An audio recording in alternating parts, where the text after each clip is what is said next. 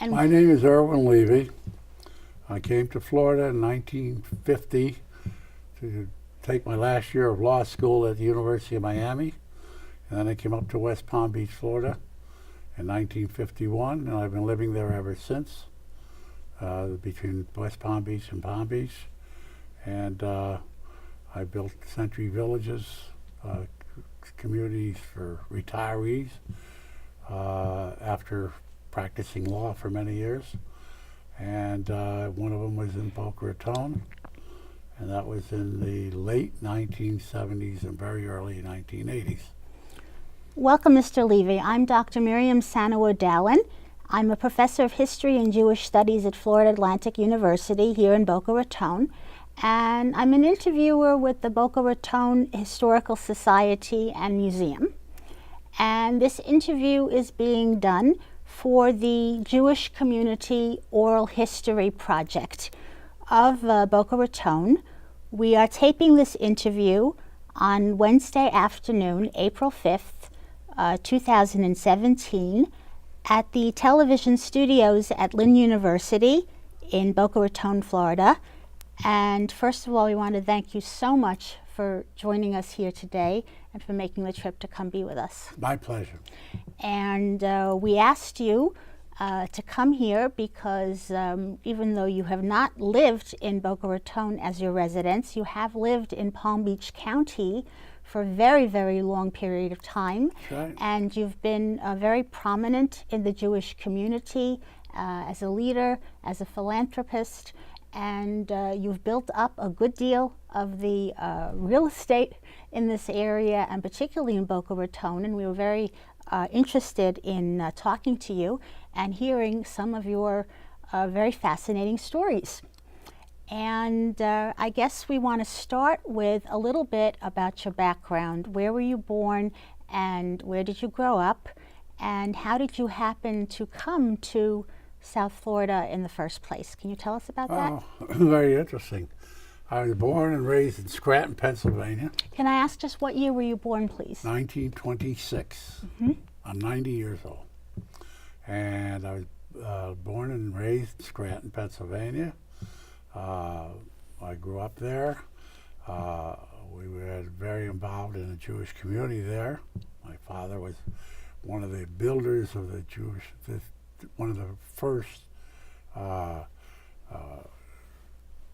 synagogues, actually, in the United States, a very elaborate one in Scranton for conservative Judaism, when conservative Judaism was just starting.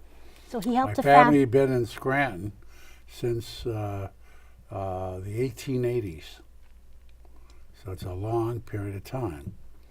My father was born in Europe, but got to the United States when he was 6 months old, you know, and that was in 1884. I was born in 1926. I had 4 brothers. Do you know what part of Europe your father was from? Did he ever tell you? Yeah, they were from what was then Hungary, now Slovakia, because Austria-Hungary was a huge series of countries, a different country. It came from what is now Slovakia. And there were quite a few Jews in Scranton, apparently from that area. And it was almost like everybody was a landsman with each other. And we had a pretty extended family in that whole area.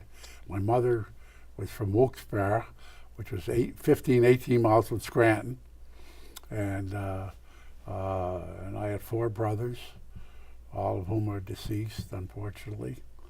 And I have a former wife that passed away. I have 2 children, a few grandchildren, 2 great-grandchildren, and they are in different places. And that's part of the problem of trying to keep a Jewish community, family life. And this country's too big, you know. But in any event, I attended a lot of schools just because uniquely my lifetime was a peculiar one. I grew up in the 20s, late 20s and early 30s and the final 30s, which was all Depression period. And then went into the service in the military. And I was in the Air Force. I didn't fly or anything like that. I was, believe it or not, first of all, I have attended 7 different educational or institutions since I graduated high school for one crazy reason or another. Mm-hmm. And I was doing it all myself. Whatever I did, my parents didn't even, they just said, whatever I want to do, go ahead and do. Mm-hmm. My family had been in the shoe business, by the way, since the 1880s. Mm-hmm. And we're quite well to do in the 20s. In the 30s, we were still comfortable by comparison to most people. So your father founded the first conservative synagogue in Scranton? The first conservative synagogue. There were Orthodox before that, and there was no such thing as Reform. And I think there was something like 8 Orthodox synagogues. Everybody that didn't like the rabbi formed their own synagogue, and they'd had services in their house or something. It was a lot different world than it is now. So what was high school? I think it was in the 1920s, that my father and 6 or 7 other men got together. They were doing very well economically in those years before the Depression.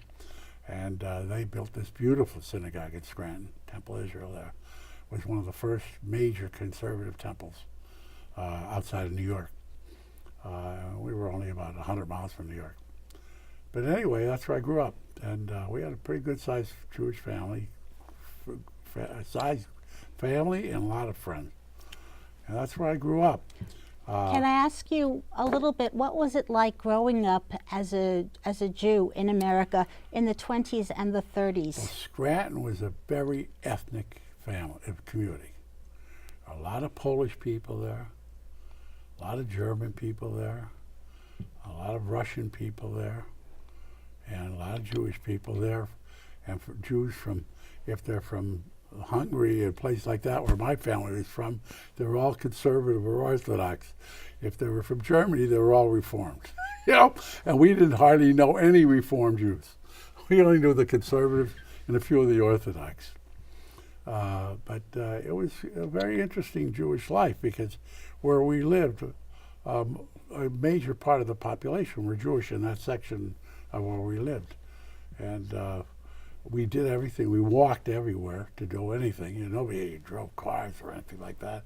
My parents, we were considered wealthy because we were one of the few families that had 2 cars. That was a measurement of somebody being wealthy. If you had 1 car, you needed it. If you had 2 cars, it was something in the Depression people didn't have unless they were wealthy. And we were comfortable financially. But when I got out of high school, I was very young. I got out of high school, I just turned 17. And I knew it was the Second World War. I knew I was going to go into the Army. I'm going to have to go in service. So that created, and my parents just said, do whatever you want to do. And I just started trying to figure out what to do. And in the last year of my high school, the war was on, and I was, as most male people anyway, were very interested in the Air Force. What year was your last year in high school? I graduated high school in 1943. Mm-hmm. Okay. 1943, yeah. 1943. And I found that there was a school in Newark, New Jersey called Casey Jones School of Aeronautics. It's now a major school right near LaGuardia Airport, and it's a different name. But it was a school that was founded by people who were Air Force people of the First World War, and they formed schools. So this was named after somebody who was a great air pilot in the First World War called Casey Jones. And they had a school in Newark, New Jersey, and I said, gee, I want to go there. They teach aeronautical engineering, and I always liked sciences. I never liked to study English or Latin or Spanish and French. I was always into math and things like that nature. Anyway, so I found this school and I applied on my own, and they came back and said, with your background, you're missing two subjects. One was a course that I needed to take in math, and another one was in physics. So I went to the University of Scranton. It was called a different school then. It was called, I forget the name even. It was a Catholic college in Scranton, and I went to that school in the summer of the year I graduated high school, and I took those two courses. And the following fall, I went to Newark, New Jersey, and I lived there for 6 months, and I went to Casey Jones School of Aeronautics, which was my second now educational experience after high school. And I learned a lot about different things, but the most important thing that came out of it, which had a major effect on my life, was I became a very, very successful person in knowing how to use a slide rule, which was one of the first high-tech things ever invented, was a slide rule. That was before they had calculators. Oh, Kathy, you didn't even know what that was. They didn't even have adding machines, on calculator. In any event, I was great at that. And what happened was that when I left Casey Jones after one semester, I was now still 6 months away from when I would have to go in the Army. So I decided, what am I going to do? And all of a sudden, they started a program in the United States called ASTRP, American Specialized Training Reserve Program. You could go on, for the United States government would pay your schooling, and you could go to college. And if you were before 18, you had to go in the reserve program rather than the regular program. So I went to University of Delaware because they had an affiliation with ASTRP. So I went there for one semester. I really didn't care for it too much. I just took math courses and science courses. And then I got out, and then I didn't know what to do. I was finished now. This was 1944. And when I got out of that, I took a job with my parents in my father's store for a couple months to make a few dollars. We were in the wholesale shoe business. And then I went away to school, to the next school, which was, where did I go then? Penn State. I went to Penn State. But to get to Penn State, I needed some courses also. Mm-hmm. So I went to a school called Keystone Academy near Scranton, and I took a couple courses there, and I got into Penn State in January or so of 44. Mm-hmm. I graduated, believe it or not, in 1945. I have a question. By that time, I had enough schooling that I graduated college in 1945. I was only in college at Penn State for a year and 3 months. Yeah. How is it you were able not to go into the Army for those? Well, because I was still too young. I was still. You were not 18 I didn't yet? turn 18 until August of 44. And so this is right up till then. And then, of course, I knew I was going to have to go in the service. And I had finished school at where was it? Penn State. Where Penn State. Penn State, yeah. Well, I had done Penn State, and when I got finished, I think I went to summer school also in Penn State. And then from there, I went into the service, and I think it was August of 44. And I got out of the service in November of 45. Do you remember the war was over very shortly after I got in the Air Force. Do you remember where you were stationed when you were in the Air Force? Yeah, well, I was stationed in a lot of places. The first is the main base in the eastern part of the United States is Keesler Field, Mississippi. It was a huge, huge base. It was for basic training. And then from there, they sent me to different schools. I went to one in Baltimore, Maryland, and I did another one in Pittsburgh. Different schools I went to, now on GI Bill. I had a very lucky thing happen. When I got out of the service, I was very young. I had only been in the service a year. I had not been overseas. And what happened was going on then, all the huge military that had been built up, people were getting out of the service. And when they got out of the service, they were all trying to go to college, and the government had a good school system thing where they would pay for everybody, the soldiers, college. And the rule was, you were entitled, if you were in the service, you were entitled 1 year's college, plus 1 month for every month you were in, 1 year for every month you were in the military. Okay? Mm-hmm. Well, I had only been in the military for about 15 months. That wasn't enough to get into a college and have the equivalent of a 4-year school, you know.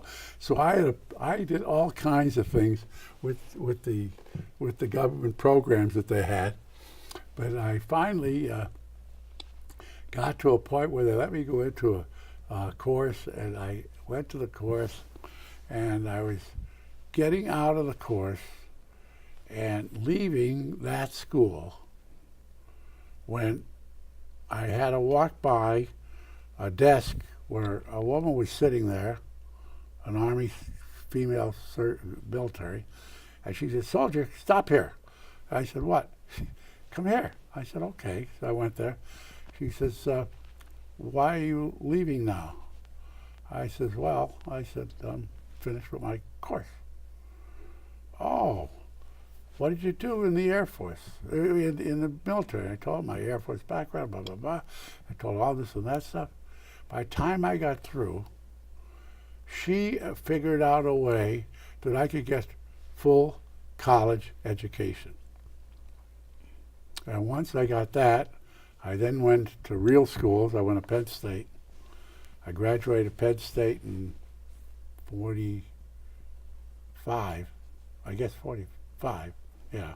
Mm-hmm. And then I went to Cornell Law School. Mm-hmm. And let's see, I was going to Cornell Law School, yeah. And I was at finished my second year. That was like 50. It was 1950. And I got married. I had met a young lady. I got married. I was getting schooling all paid for by the government, by the way, all this time. So you managed to work out. I did it all. Believe it or not, my family was reasonably well off. I never took a nickel from my parents. From the time I started into school, they paid no schooling. You know, I had other brothers and everything else. I didn't want to bother.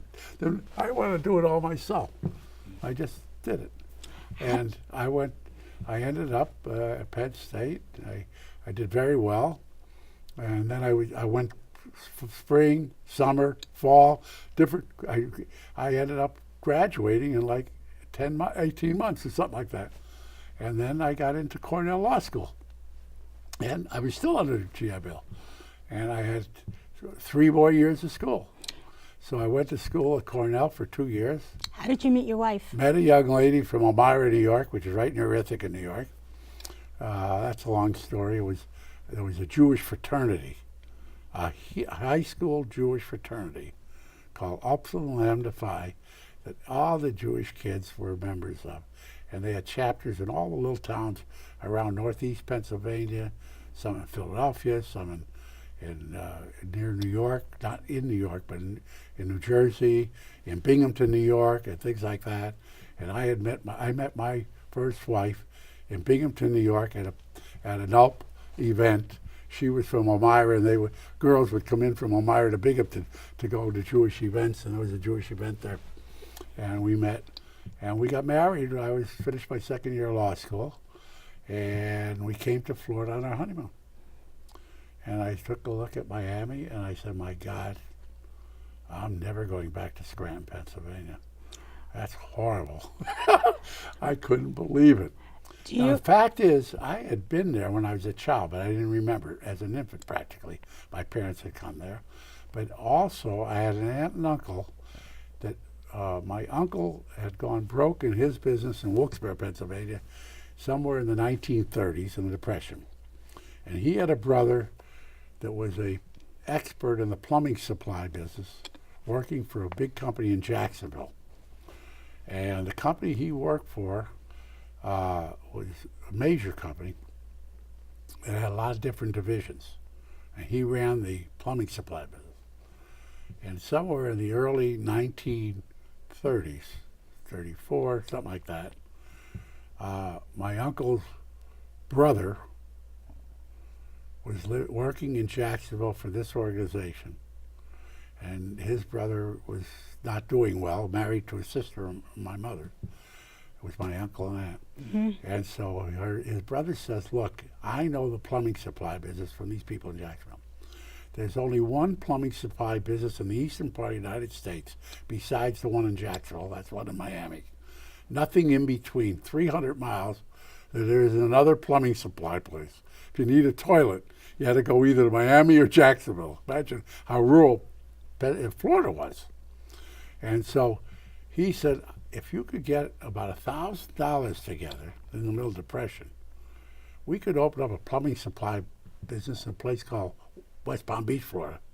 It's about 80 miles, 70 miles north of Miami. And it's a good little town growing. And we could do very well. So my father gave his brother-in-law, my mother's sister's husband, the $1,000. And he came down and they opened up a business in 1934 or thereabouts, 34, 30. By 1936, my mother insisted she had to go down with the family to visit her sister who's all away from all the other family. So I started coming here as a little boy in West Palm Beach when I was 9 years old, 10 years old. So as I remember, you told me, and I saw in another interview with you, your mother's sister and her husband had moved down to West Palm Beach to start a plumbing business. That's right. In the early 30s. That's it. Yeah. And so your mother wanted to visit her sister, so they started coming down to visit West Palm Beach as early as 1937, and you were 9 years old. 35, I think. 30 or earlier. So what do you remember of Palm Beach County in the 1930s? Very, very little. I was a little boy. I was 7 or 8 years old, 9 years old, something like that. I remember my aunt and uncle lived at 412 27th Street. I still remember their address in West Palm Beach, in a little house, which was owned by, they leased it. And my uncle was in partners with his brother in this K&K pipe and supply, and he was doing reasonably well. And they had 2 children. One was about a year younger than me, and the other was about 3 years younger than me. But I had 4 brothers, one of whom was much younger and would come down with us. He was an infant. But my other 3 brothers didn't come down because they were older. They were already in high school, and so my parents wouldn't take them out of school. So it was my father, my mother, my baby brother, and myself would come to West Palm Beach, and we'd stay about 4 weeks during the winter. I would stay out of school. By the time it got to when I was getting close to the middle of high school, or getting ready to go to high school, rather, by, I think, 7th grade, my father they would come down without me, and I would stay in Scranton and keep going to school. So you were a little boy in West Palm Beach. Could you say anything? Do you remember the surroundings, what it looked like? I remember that the big thing was to go over to Palm Beach, to go to the public beach, to sit at the ocean on the beach. That was a very big thing. And you'd get over there and do that. That was a very big thing. Every rare time, maybe once or twice, my father would generally bring the car down. He would drive down, or have somebody drive. Once he had somebody drive down, once he came down himself. I have a lot of experience, because I remember coming to Florida on bus, on a train, by car, and eventually by airplane. Always I came to Florida. But anyway, I never expected to go to West Palm Beach. I expected to stay in Miami. But when I got to Miami, what happened is I finished my second year of law school. I decided I'm not going back to Cornell. I'm going to transfer to University of Miami for my last year of law school, and I'm staying in Florida. I guess a quick question. Do you remember what hotel or where in Miami you stayed for your honeymoon? Or Oh, I think we stayed at a hotel on Miami Beach when we were on our honeymoon. I think it was, I can't remember the name now, but I know I was in Miami Beach not too long ago and I passed it. It's still there. I forget the name of it. one of the big hotels? Yeah, one of the big hotels. We were just there for a couple of weeks, something like that. And but then we took we rented an apartment, and it was in Miami, but south end of Miami. I forget the name of the area. It's a separate area. It's not called Miami. But I had an office. I was going to school for my last year in downtown Miami for my last year of law school At the University of at Miami. University of Miami. And I did that for 1 year. Mhm. And during that year, I was married, my wife and I, and every Friday, I had this aunt and uncle that was living in West Palm Beach, and their children were all away to school, so they were home alone. So every Friday, I would drive up from Miami to Okeechobee Boulevard, go east to the corner of Okeechobee Steakhouse, which is still there, by the way. I still eat lunch there every once in a while. And my aunt and uncle would meet me there, and my wife and I and my aunt and uncle would have dinner every Friday night. Mm-hmm. Sometimes they'd talk us into staying overnight, and we wouldn't go back till Saturday. But most of the time, we would come up on Friday, have dinner with them, and then we would go back and spend the weekends in Miami. But my aunt and uncle, my uncle kept saying to me, Irwin, you never came from a big city. Miami's a big city. It's like living in New York. You don't want to live in Miami. Why don't you come up here? This town is growing reasonably well. To West Palm Beach. Yeah. So I couldn't think of what to do, and through friends and friends of my aunt and uncle who lived in Miami, I interviewed with a lot of different people who had law firms in Miami, and I'd have one big firm down there. The guy and I, the head of the firm, and I really hit on well. He says, I really want you. He says, but I really can't. I have one desk left in my office, and my son is graduating also, same time you are. So if he wants to come back here, and I can't give you the desk. Otherwise, I'd like to give you the desk. And they called me a few days later and said, my son isn't coming, you got the desk.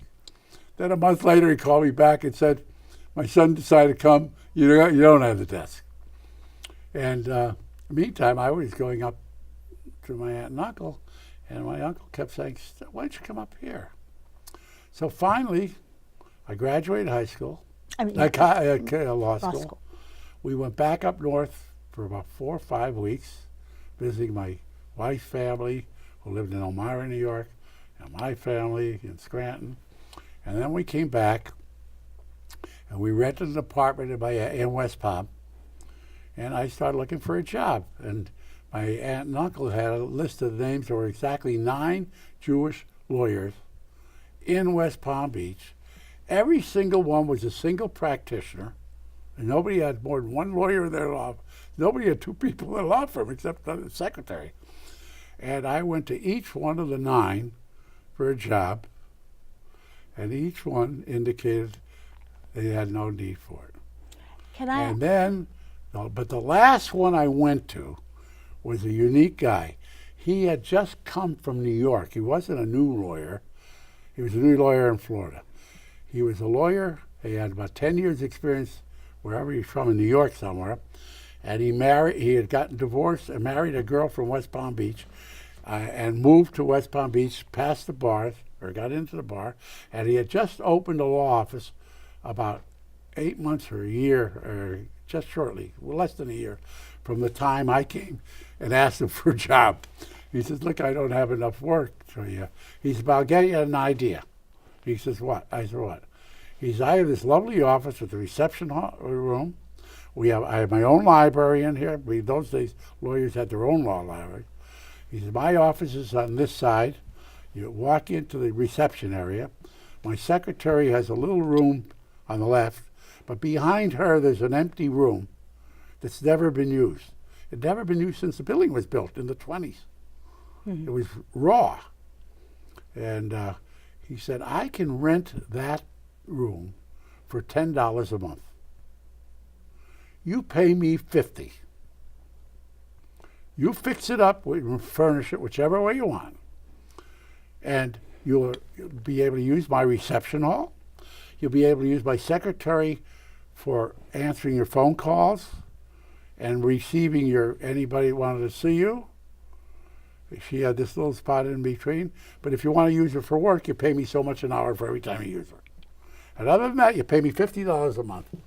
So I started saying between being out of work and being in business is a difference. It's $50 a month, $600 a year. I'm in business for myself. I opened up a law office. And this was in 1951? 1951. And let me ask, was the problem finding a job, how much of a problem was it being Jewish? I didn't know. All I knew is there were 9 Jewish lawyers. And all I knew is the Jewish all I knew is people who were Jewish in the town at the beginning. I didn't know anybody who wasn't Jewish. And I knew them because my parents had come down all these years, and my parents met friends of my aunt and uncle, etc. So I had about 8, 10 Jewish families that I knew and knew me. Did you think of asking somebody who wasn't Jewish for a job? Oh, yeah. Every Jewish lawyer I went to. No, somebody who wasn't Jewish. No, wouldn't have even thought of that. Why not? I don't think that they would have. In those days, there was no such thing as a Jewish lawyer working in another other than the only Jewish people in the Palm Beach area were in business for themselves if they're a lawyer. Period. I never knew anybody that worked for somebody else. Because and every one of them was a single practitioner. They never had another. You'd think they had kids or something. It wasn't that way. Because no non-Jew So would hire them. I opened up an office immediately, and what was interesting is, at that time, there was a lot of Jewish lawyers were getting a lot of the black people who need lawyers as clients, because the blacks always thought the Jewish lawyers were the smartest. So Jewish lawyers had a lot of practice within the black community. And so I opened this office in the building right in the corner. My sister said, I forget the name of it even at the moment. But anyway, I opened the office, and I started joining every Jewish organization.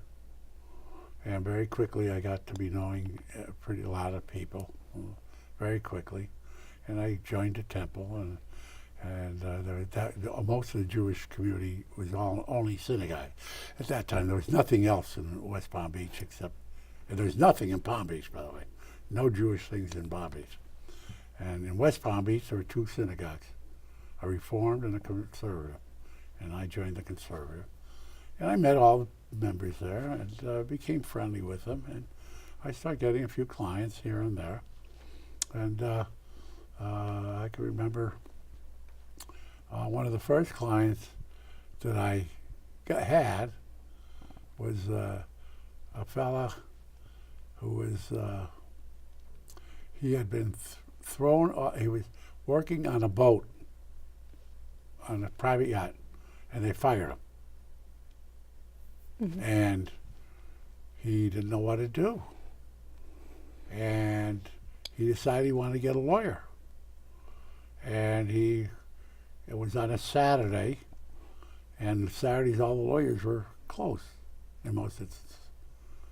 I was sitting there reading books in my office, and somebody knocked on the door. So we went and opened the door. The guy came in. That was my first client. And he says, "You a lawyer?" I says, "Yeah."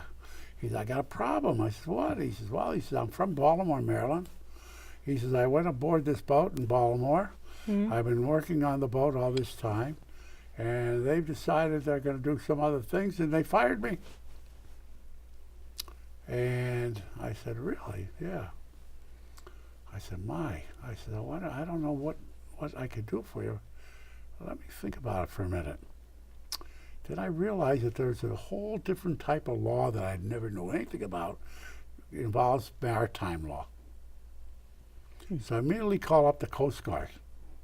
Mm.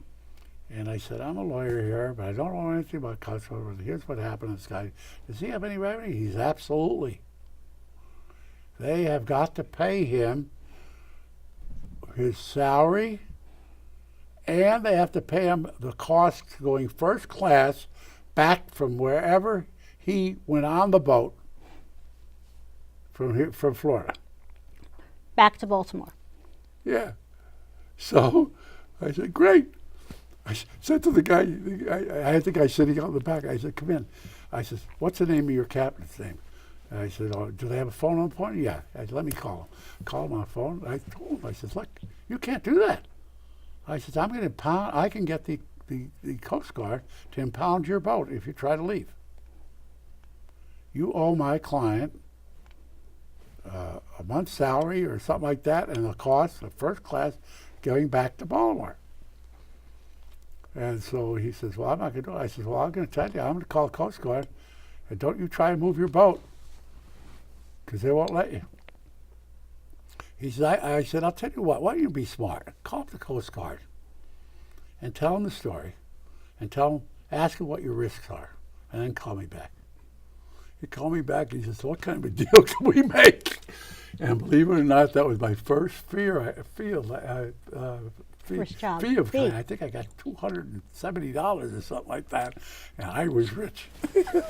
Now, you said that some of your early clients were black. Do you remember what were some of the cases? Because a lot of people black people wanted to have Jewish lawyers. How did they get a Jewish lawyer? They look up a phone book. Look for Cohns and Levy's. I was a Levy. So I'd have people just knock on the door looking for a lawyer. What were some of their problems that you helped them with? The problems were ordinarily the following.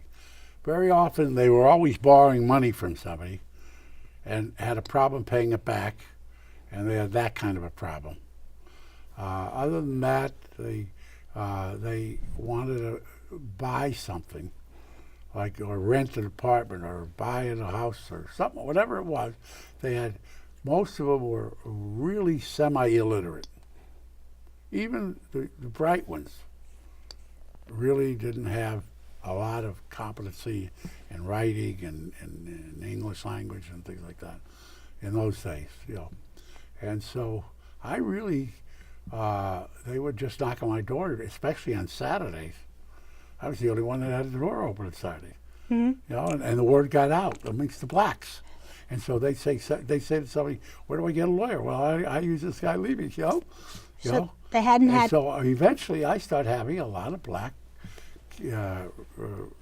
people that I represented. So they hadn't had access to education, and they couldn't read and no write. Exercise. They needed help with anything they did. With basic documents and contracts. Some of my bills were $10, $15. Some I didn't even charge them because they couldn't afford it. But I started to make it. I would say it took me about 6 months, and I think I had enough clients that I was already making what I called a living at that time, which was, I know that I have a record of it.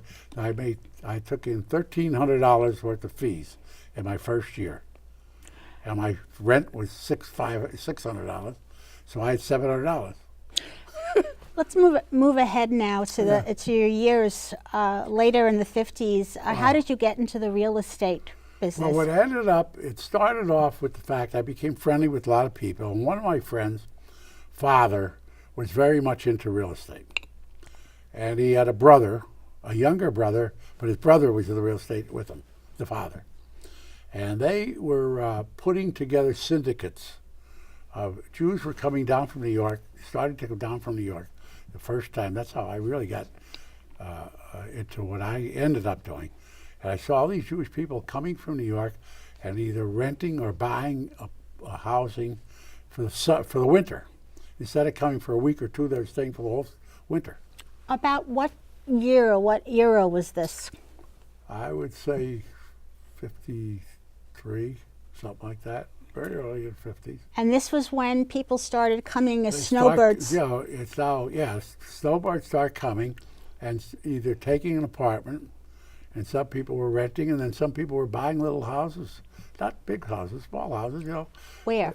in Palm Beach. In those days, you could buy a house in Palm Beach for $800, $1,000 sometimes, a small little house or something. And but most of the people were staying in the hotels, and then they would go to the synagogue every once in a while, and you'd get to meet them in the synagogue. Then the Palm Beach Country Club was created, and that brought a lot of Jews, especially from Boston and New York, were coming to Palm Beach then, and the whole area's changed. Palm Beach changed. There were very few Jews in Palm Beach originally. I can remember only one family. I remember to this day. Who were they? What was their name? It's okay if you don't remember. Their daughter, I taught one period of time. Our synagogue lost a rabbi, and they had a class for teaching the girls they were 12, 13 years old. Confirmation.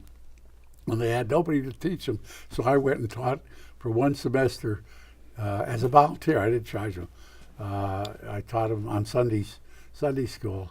And the one gal who I still see every once in a while here, her family were very, very well-to-do people. I think from New Jersey, something like that. It's okay. And she was very famous later. She on TV. What was it? I forget her name. Anyway, and so I taught the girls there. I did a lot of things. So Jews were coming down from the north, and yeah, and they were, a lot of them were investing in real estate, buying real estate all over the state. And this fellow was like the headquarters for most of the Jews would come to his brokerage firm, and he had people who would put together syndicates. And his son and I became friends. And one day he said to me, I got to get my father to give you a little business. And that's how I got into real estate. His father gave me a couple of deals. He liked the way I handled it. Within about 6 months, he fired all his other lawyers. And I was literally running my own office and was an in-house lawyer for him. And was this... And by that time, I had 2 lawyers working for me. It was like 2 years after I practiced, and I was doing very well in the law office. And was this only in Palm Beach, or were you branching out through over, the county? All over the state. Oh, I knew Jacksonville. I knew Tampa, Orlando, when they were nothing. I remember when Orlando, Disney World just opened up about 5 or 6 miles southwest of Orlando.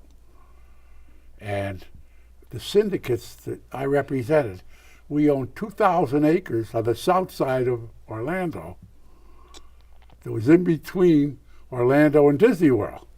And there was a new main road that was put through. And I handled the condemnation. I became an expert in eminent domain, which is where the state you take land from the state or something like that, and it's a type of procedure the lawyers do. And I became an expert at that because every time there'd be a community and they'd put in a road, they had to condemn a piece of land to get the road. Mm-hmm. Or they put in a canal or something like that. I had one piece of land that I made the first big money on. It was in south of Orlando. We had like 2,000 acres. People don't understand these numbers. We were paying $60 an acre, my clients. We had this big tract of land. It was like at least a mile wide and 3 miles high or something like that. It was like 1,800 acres, something like that. I forget, a lot of acres. And all of a sudden, there was a road that came straight down the middle of it. And we had both sides of the road. But the next thing you know, the state decided to build a new highway from Jackson, it's not from Jacksonville, but right below it, from about 40 miles south of Jacksonville, diagonally across to Tampa. And that put a diagonal, if you visualize it, you have a road this way, Is that and a Alligator diagonal Alley? this way, and this is it was an expressway. Is that Alligator Alley? No, Alligator no, that's was below it. This went from what's the name of the town, the big town in Palm Beach, just south of Jacksonville, north of here. I forget, but from that town, very well-known town, diagonally across all the way to Tampa was like a 150, 200-mile road. And when you realize it, if we had a road here and then you put this limited road, you couldn't get across it except at the intersections. You did huge amount of damage to the owners of that land. I represented the guys that owned the land.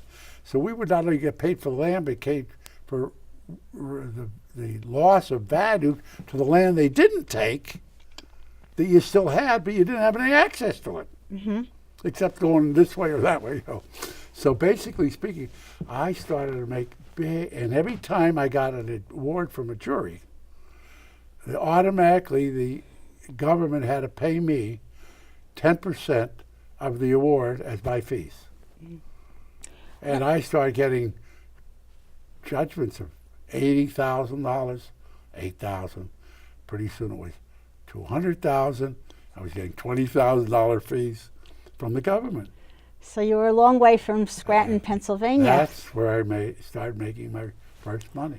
And I assume that you were able Then to... I really got involved in real estate, representing people who were buying real estate, syndicating real estate. I probably had as big of an office as anybody in the state. We were buying land in Jacksonville, Orlando, Tampa, and all the little communities in between.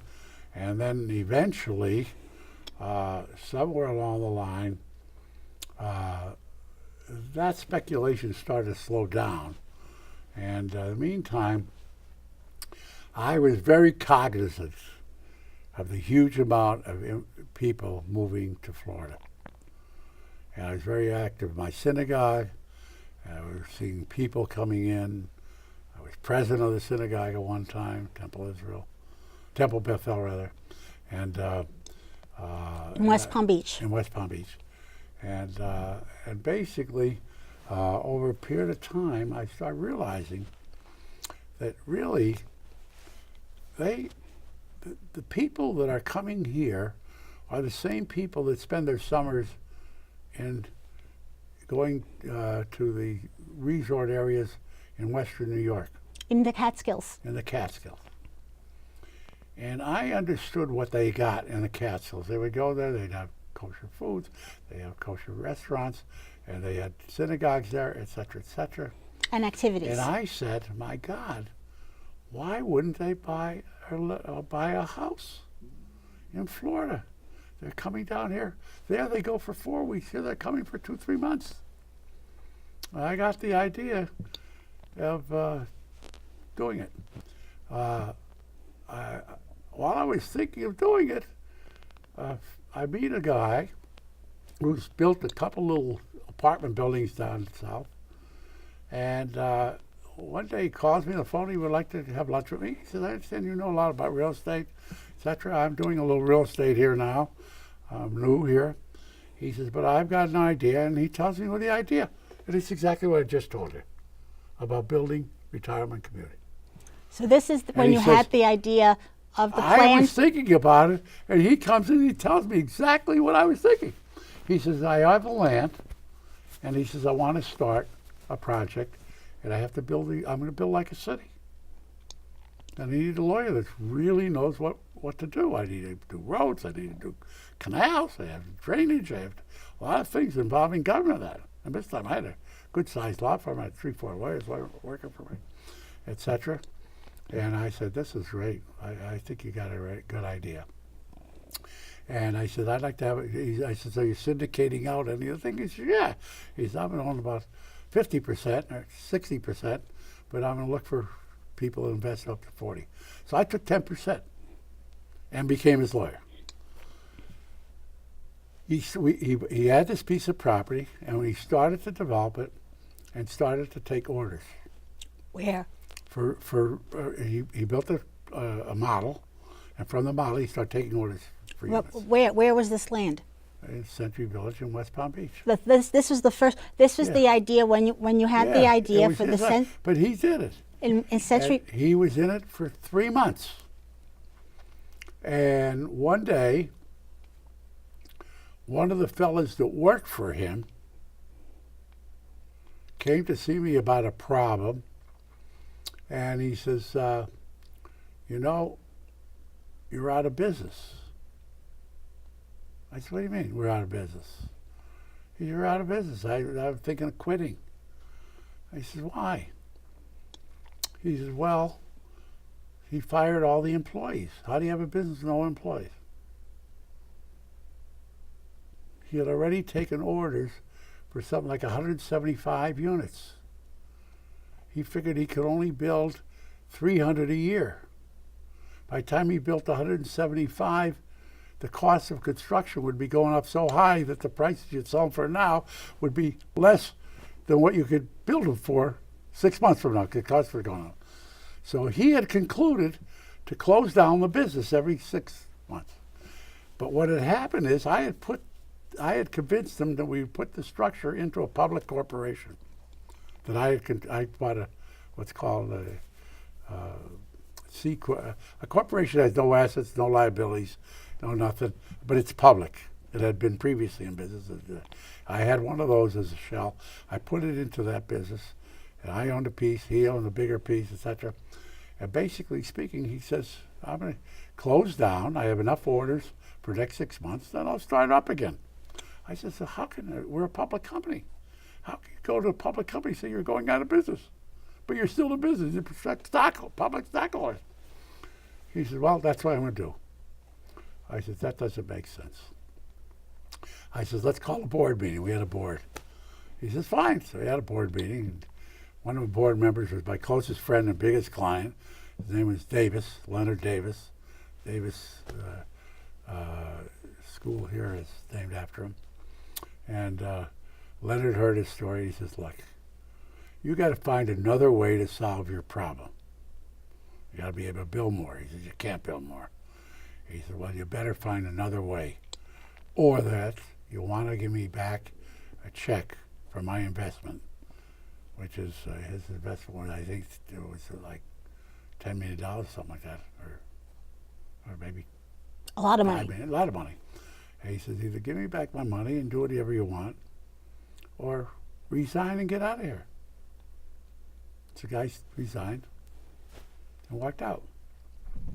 And Judge turned around me and says, Irwin, you got us in, you got to get us out. That was the last day of practice law. And I can tell you that his ability to build 300 units a year, by the first year, I built something like 350 units. And by the second year, believe it or not, I built 2,250 units in 1 year. 2,250 units a year. And from that point on, the business just took off. Can I ask, what year was that when you say you finished law? It must have been, I'm trying to think of when it was. It must be 1970, I guess 70. In the 70s. The 60, late 60s, I think. And you had the idea of the Century Village, which was a planned retirement I was always community. thinking about it, and then this guy came with it. It was just, a lot of things happened to me, like, you know. With the clubhouse and the activities and everything all self-contained. Yeah. And you had this idea, and other people had the same idea, and everybody started building these. Oh, well, there's a lot of people try to copy it. Nobody's really copied it right. And what happened was, the reason I stopped building them is because as I built it, I realized the facilities, we were always selling on a way of life. And you had to buy a unit to have the way of life. It wasn't that you bought the unit and created a lot of life. And I created the way of life. I had big clubhouses, facilities, transportation inside, all kinds of services. Okay? It was like running a city because we had paved roads, canals, lakes, everything. We were building cities. So, it just happened. And I was very lucky all the way along the line. What did I know about building? I didn't know anything about building. But what happened was I had clients who I had done business with lawyers all over the state when I was in practicing law in real estate. And they knew all the biggest builders. They represented real estate companies. And so I kept calling. I called one guy in Jacksonville, and I called a guy in Tampa. Asked the same question, and in 30 minutes, both of them gave me the same answer. There's a guy that lives in Fort Lauderdale who's a genius. If you can get him, you got everything you need to run what you have to do. I said, why? What's his background? He was a general in the Canadian Army Engineers during the Second World War. He built all the Army bases that the Canadian Army built during the Second World War. An Army base has everything a city has. It has to have water, it has to have electricity, it has to have roads, it has to have buildings, everything. So I called this guy on the phone, and I said to him how I knew about him, etc. And he says, look, I'm retired. I'm not interested in any jobs. I said, do me a favor. I'm trying to do something, and I really don't know what I want to do. I'll pay you for your time. Would you come up and give me some advice? He said, oh, I'd be happy to. So he says, you don't have to pay me. I'll come up. Buy me lunch. I said, okay. So the next day he came up. He saw what I was doing. Before he left, he owned 10% of my company and was a full-time employee, and he ran the company. What was his name? His name was George Christopher. And he could do anything. He could build a city.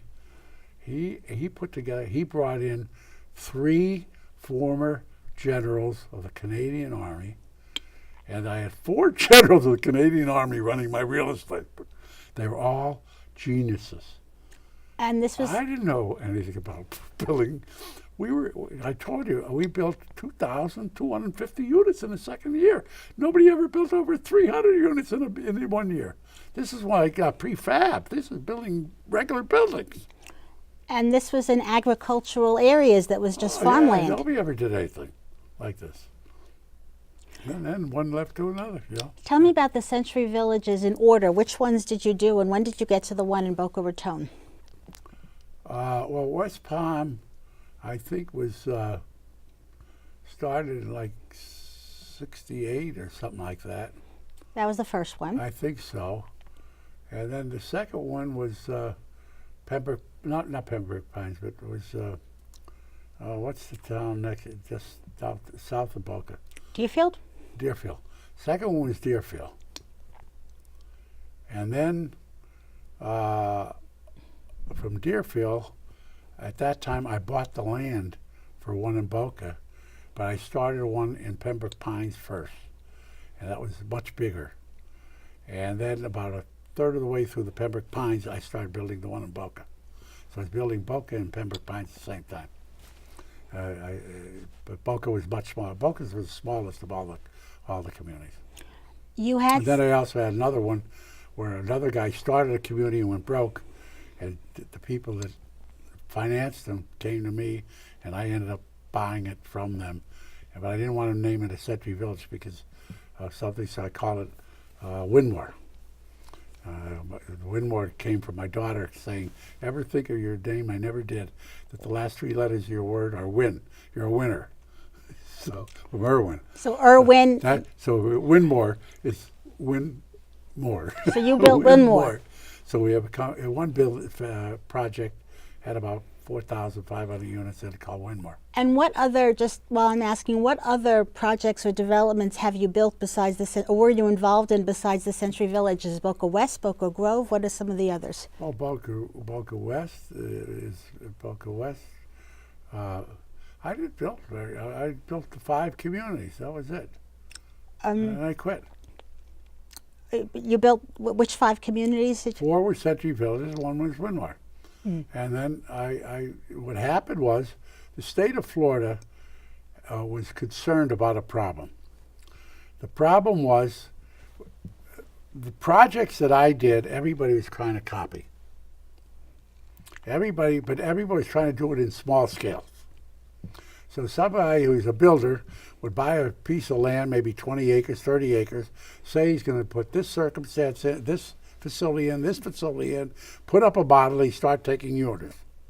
Next thing you know, he'd build about 3-4 houses or units, whatever it was, and he didn't do well, so he closed down. He never ended up building the recreation facilities that he had promised. And this became a disease in South Florida. And somebody went to the state and was talking about it, and all of a sudden the state passed a law. I never even knew it was going through. If I'd known it, I'd been going to have to explain it to them. They passed a law that said when you start a project where you have facilities and you're committing to it, you have to put up a bond for the cost of all the facilities before you can sell the first unit. Well, I have to tell you, when you think about the facilities in a city, it's the roads, the canals, the drainage, the facilities, the clubhouses. I would build 1 or 2 clubhouses, 3 clubhouses. I would build 1 clubhouse and had it set to add to the clubhouses. But I built as I went along. And I was using the funds from the unit owners who were buying units, etc. And I was using my own. I never borrowed a nickel to build a unit. All my units were built for cash, so I could build them cheaper. And I was building them faster. And I was the only one hiring construction companies that had jobs during the summer. In those days, during the summertime, construction companies were doing building in Florida. All of a sudden, they could come work for me, and they could work 365 days a year. And so everybody wanted to do business with me. So I was getting the best deals. And so I was building them less expensive and building them fast and building them good. I go into the West Palm Beach Club community now. It looks brand new. And it's, 30 years old, 35 years old. So you had been building as you went along, and the state second they passed the law that said I'd have to put up a bond for all the facilities I was eventually going to build. You're talking about tens and tens of millions of dollars putting up a bond before you know you sold the first unit. I said, look, I got enough, and I quit. And do you remember what year? I started practicing law again. I didn't bother practicing too much. I then got involved in businesses and different activities, a couple of corporations that did different things. Around what year did they pass that law? Do you recall? Around what time? I would say it must have been somewhere in the late 1980s, or somewhere in that area. Let's get back then to the Century Villages while you were building them. Yeah. You had this idea of selling this lifestyle with the activities for different people. Yeah. And you built, the first one was West Palm. Right. The second was Deerfield. Right. And then you built one in Pembroke. And how did you market these to, I understand that was my one big besides the finance and the economic end, my big operational end. I didn't know how to build anything, but I knew how to sell. I was just a natural thing. And the first thing at those days, there was a lot of different businesses where we're getting very well-known people to become spokesmen for the business. It became a big thing as TV developed, because this is a period of time when TV just developed too. And I concluded that if I really want to really sell units, I had to have a good marketing idea. And I decided the first thing I need is a name. And the name has got to be structured as follows. One, I want every Jew to know that the name is a Jew, and therefore Jews are welcome. But I also don't want a person who's way out Jewish type of shtick and entertainment and things of that nature, but rather had a regular, normal, well-known reputation. Mainstream. Very good reputation. Family man. And I remember once calling somebody I knew who was in show business in Boca, here, And I had a luncheon with him here in a restaurant over near the beach. And he had a book with all these names of people that potentially could be available. And I'm going through one after another, page after page. And finally I see one, I said, man, red buttons. Red buttons. Non-Jews didn't know he was Jewish. Every Jew knew he was Jewish. His first language was Yiddish. He knew Yiddish before he knew English. Okay? He was the nicest guy, a regular guy. And he had a legitimate reputation. He was a family man. He was married, children. He didn't drink, and he wasn't a womanizer. He wasn't a womanizer. Because the last thing, the final word in buying a home is the woman, not the man. And no woman wants to live next to the guy who's a womanizer. They don't want her husband to see it. Anyway, so basically speaking, he was a perfect one for it. And I had already done some things in that. And through some other ways, I was able to get a connection with him. And he had an agent. And I called the agent and I said, look, I need to talk to him.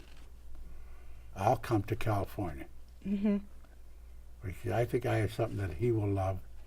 And I'll pay him well. But I got to explain it to him. He says, I'll call him. He called him and he says, about an hour later, he was on the phone. He wanted to know all about it, wanted to know my background, all this and that stuff. And and I had a pretty good background, etc. My background was religion and Jewish. Mm-hmm. I was, president of a synagogue, all this and that stuff as well as business. And he says, well, you got it. That's a good idea. I'd like to come see you rather than you come see me. And he flew to Florida. And I hired him. And he stayed with me all the time. He would come back to Florida about twice a year, and he'd go to each clubhouse, and we'd have an event where he was coming, and everybody would know the place would be jammed, and he'd come in, and he'd just tell a few jokes and get off the stage, and then I'd take him out for dinner, and we'd go home. And it was great marketing. His name was magic in the Jewish world, especially in New York. Everybody knew. He was originally from New York. Mm-hmm. And although I lived in California, he was originally a New Yorker. And he grew up in New York, and they all knew it. Tell me something about when you were building, when you were breaking the ground, or trying to break the ground for Deerfield Beach, which is just south of Boca Raton, and then when you were breaking the ground for the Boca itself. What happened when you got some resistance? You haven't spoken much about anti-Semitism or the fact that you were marketing to Jews. Well, first of all, there was anti-Semitism in Palm Beach. I knew it. And I knew how to cope with it. And I always had non-Jewish friends. Because I was really, I was involved in the Jewish community, but I also was involved in the regular community too, always. And so I had a reasonably good reputation in West Palm Beach. And I used to come down to Boca every once in a while and meet. I remember once Claude Kirk was the governor of the state of Florida, and I knew him. And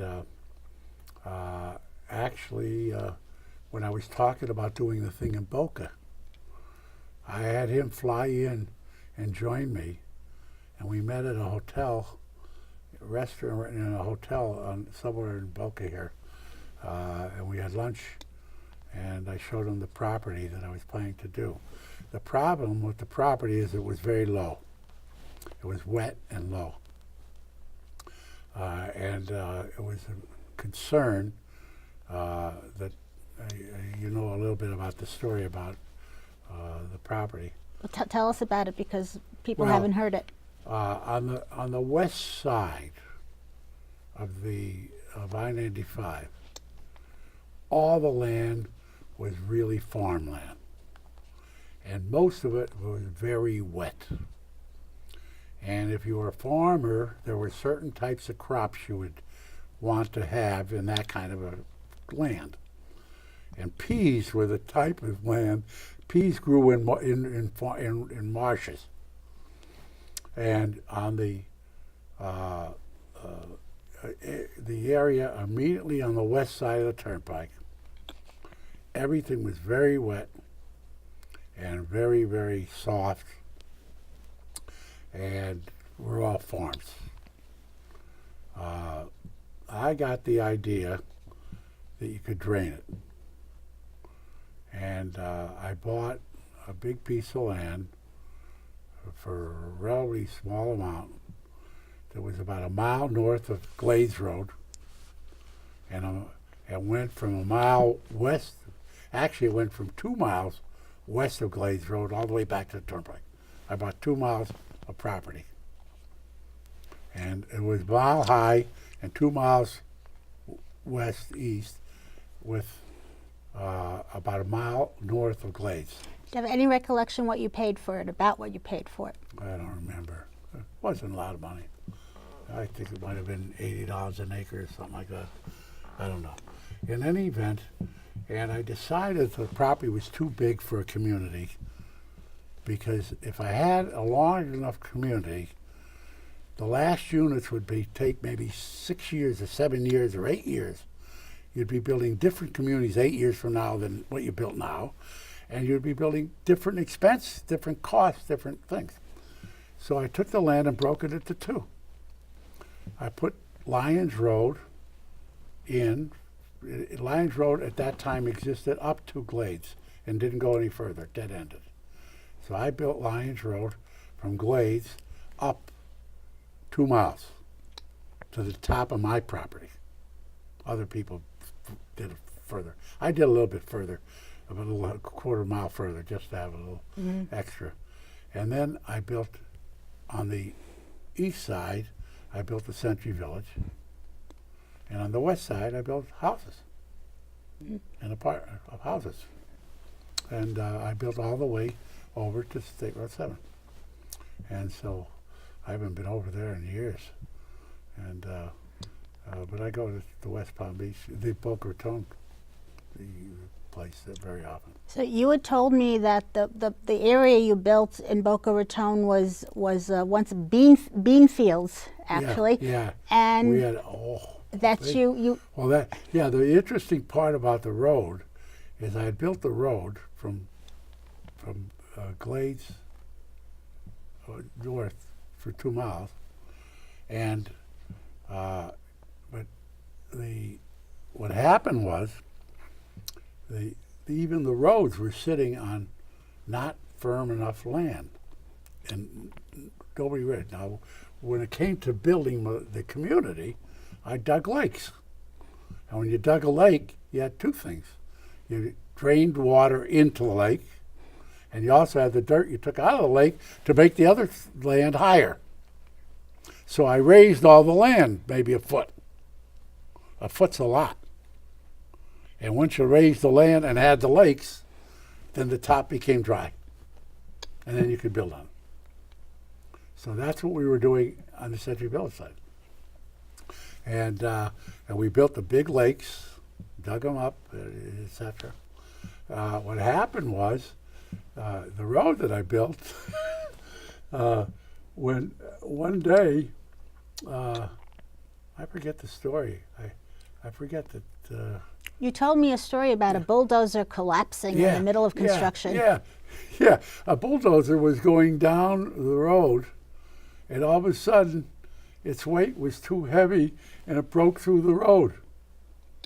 And then all of a sudden, the state realized, the city or the state, I guess, realized that all these roads west of the turnpike,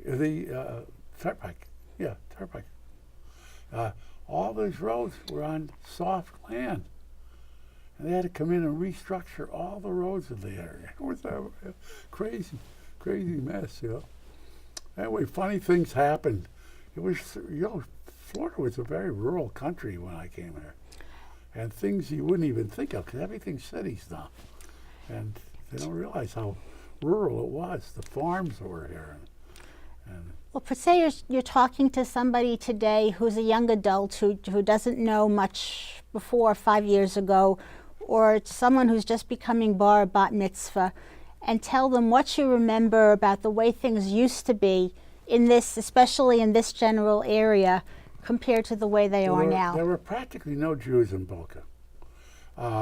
Until, right about the time I started in here in Boca, just before that, by about 6 months or 8 months or so, there was a couple Jewish people from Glover's, New York, who were going to build in Boca in the ocean side.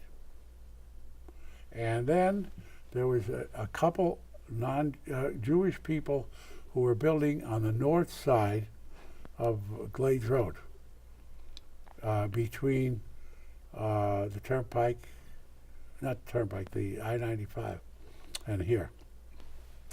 And so little by little, farmland was being converted into housing. Now it's all housing. And I was at the extreme end at that time. Nobody was west of me. When you started building Boca, the Century Village in Boca in 1973, I think that's the year you started. Where did Boca end? Where did this development end? I mean, what was the furthest street west in Boca?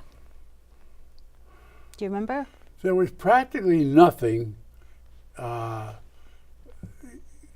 had both I-95 and the Turnpike.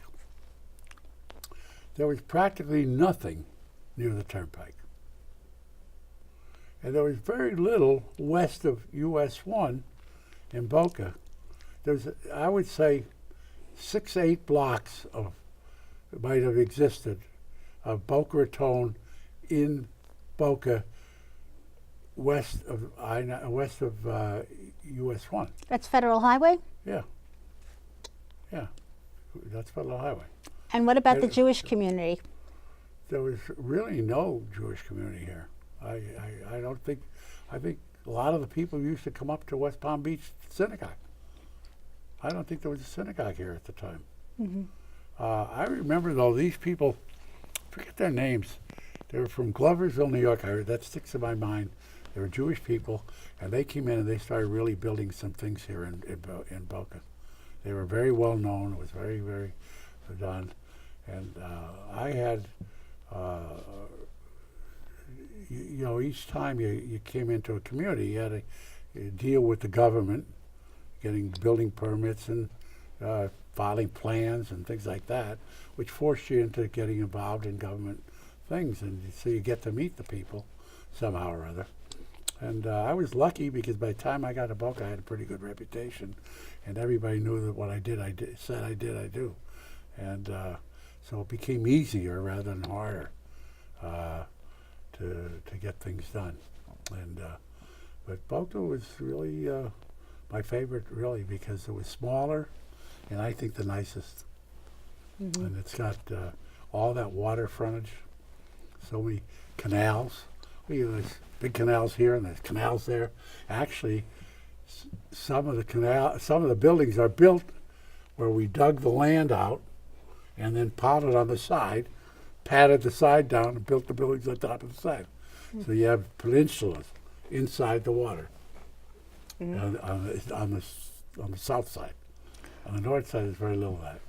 Why does the Boca Raton one have 2 synagogues? How did that happen? Well, I built one, and everybody built another one.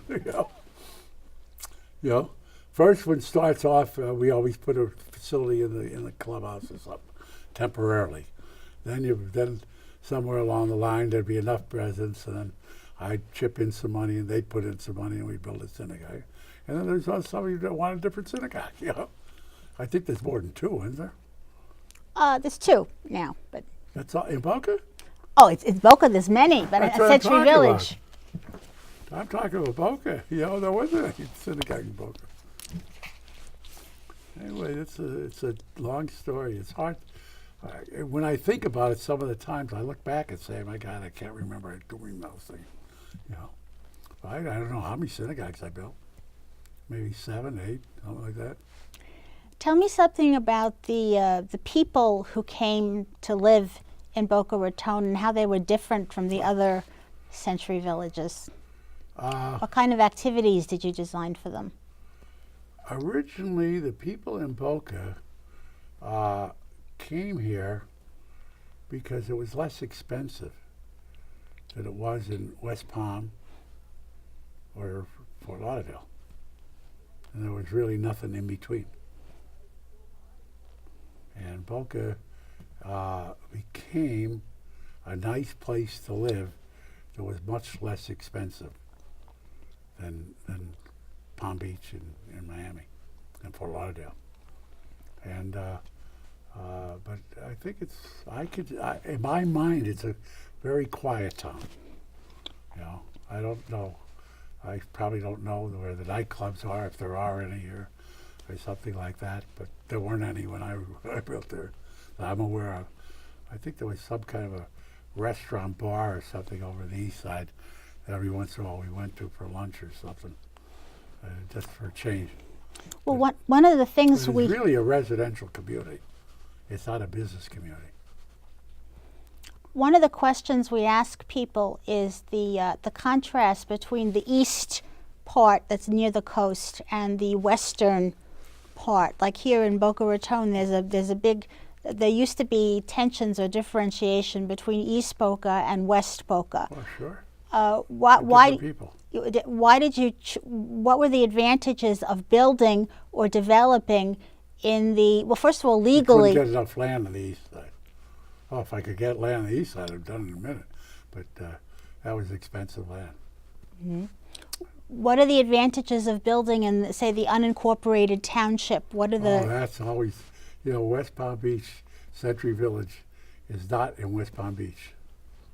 I actually made a 40-foot wide piece of land on the east side and on the north side, and there's a road on the south side, and that stopped it from the city being able to expand into West Palm. Just north of the Century Village in West Palm, you go about 500 feet and it becomes West Palm Beach. They're paying city taxes.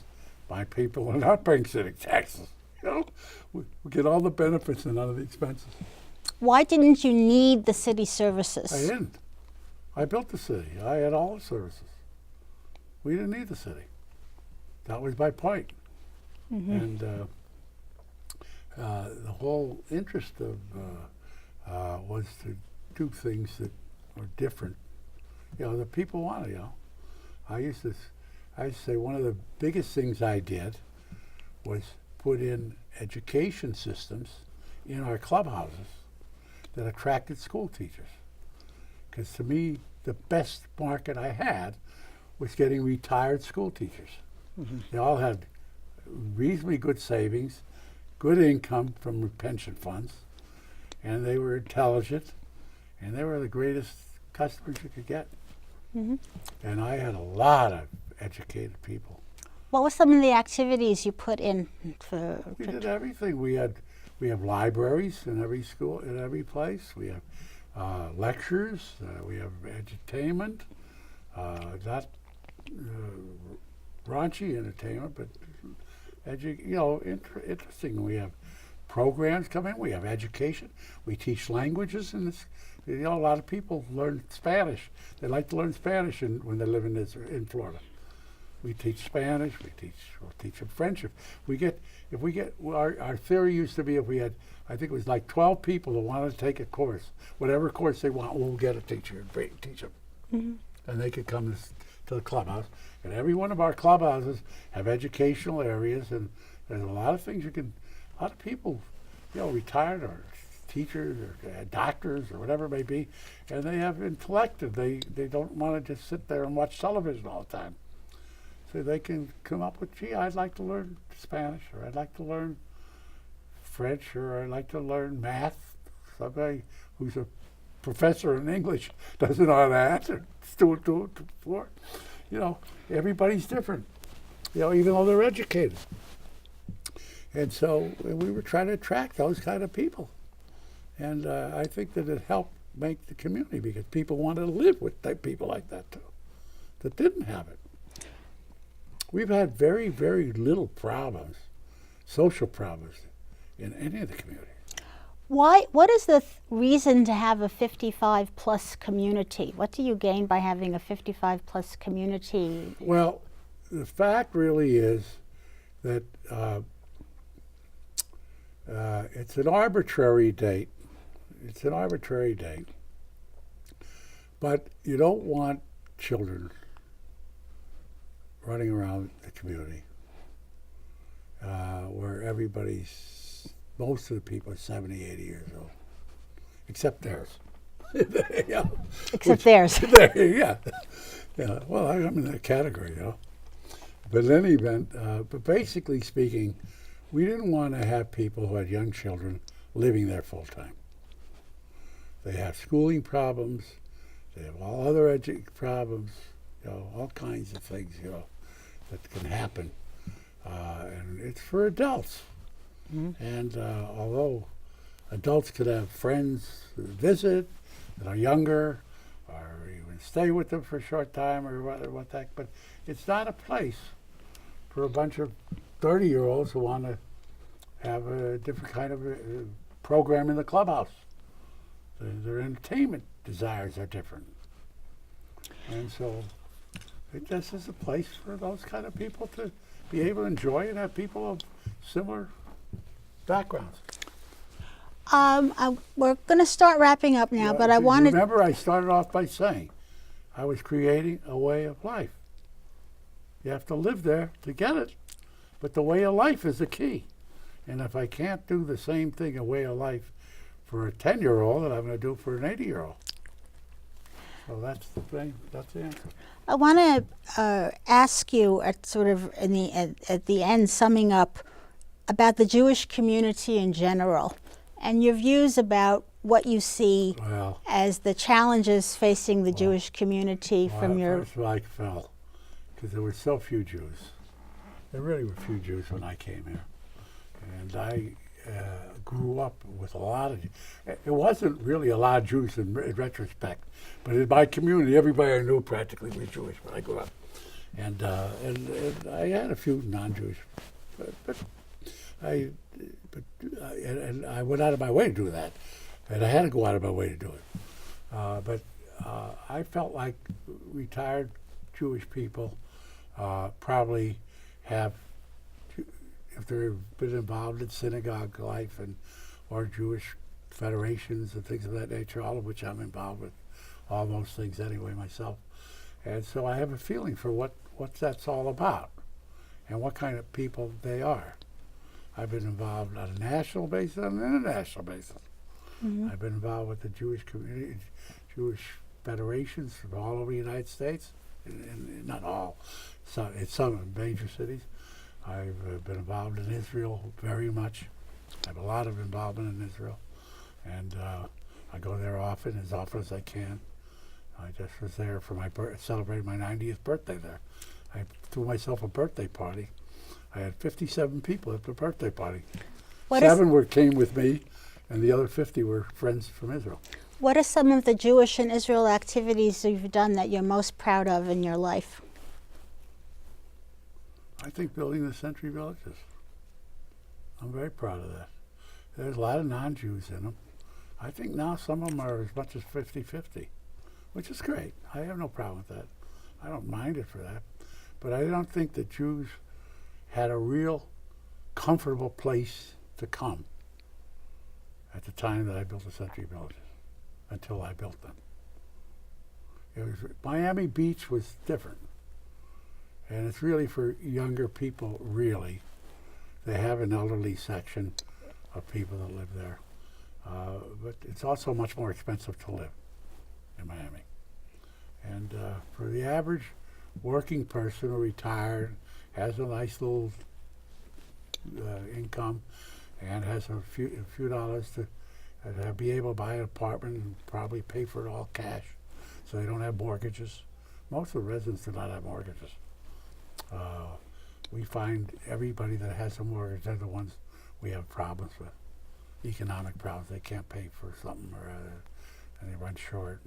I was just looking at the papers this morning on some documents in the various communities on on how many people are short, are not paying their clubhouse dues or their recreation dues or their own condominium dues. You know, and and in the 3 communities that we still manage, we're still involved in that. And I can tell you, on my desk I have how many people are in arrears and paying their rent, or arrears paying their breakfast facility, et cetera, and what we do about it, and et cetera. It's amazing. There's approximately the same number almost every year. It's amazing. I just went back this morning. I was, for another reason, I had to look at the documents. I was looking and said, gee, for the last 3 years, the number of people the amount of people that are in default on their rent or their rec facilities or their whatever the obligations are, the dollars are about the same. You know? But the number of people are less, but the costs are going up, so the dollars per person is more.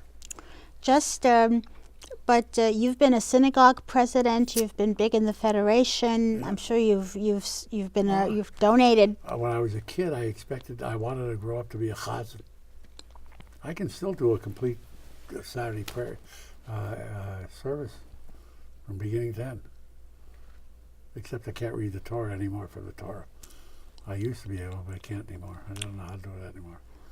What are your concerns about the Jewish community today? What do you see as challenges facing the overall community? What are your concerns about your children and grandchildren and great-grandchildren?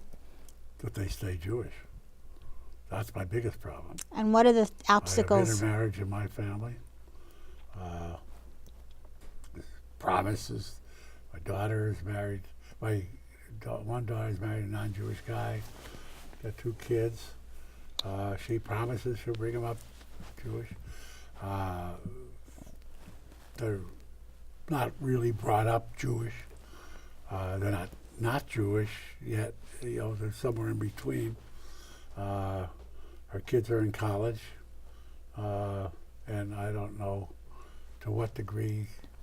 Well, my son's son is very Jewish, is stay Jewish, like one grandson. And his daughter is fair. But my daughter's son and daughter, I do my best. I call my daughter as a grandson, and I call him about every 3 weeks or 4 weeks. But I never get to see him. He lives in Ohio. You know, I went to Colorado. I went to Denver, Colorado to see him. You've spoken about that as a problem, that families don't live close together, that everybody's so far apart. The United States is too, especially on the eastern seaboard, people move, you know, like from New York to Palm Beach, and from Palm Beach, the kids move to somewhere else. And the geography is very different. You know, countries in Europe, you're never far from your rest of your family. You know, and if you lived in Israel, family living in Israel, no matter where in Israel they are, they're within an hour or 2 from each other. And to have a kid living in Denver, Colorado, when you live in South Florida, you're talking 2,000 miles or something like that away. That's difficult. Well, I want to thank you very much for speaking with us Oh, it's been today. my It's been pleasure. wonderful, and to belatedly My wish pleasure. you I a don't know what happy you're gonna do with all 90th. this. You got an awful lot. You're going to have to cut a lot more than you keep. I'm sure. And I'd like to belatedly wish you a very happy 90th birthday, Mr. Levy. Oh, I'm having a great time. I'm already closer to 91 than 90.